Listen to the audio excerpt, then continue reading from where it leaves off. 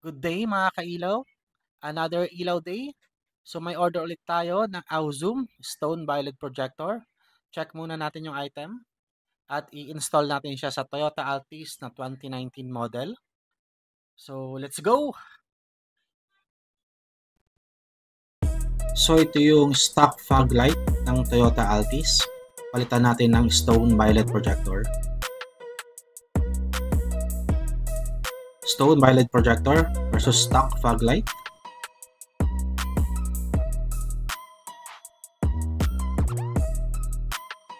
So na-install na natin yung isa.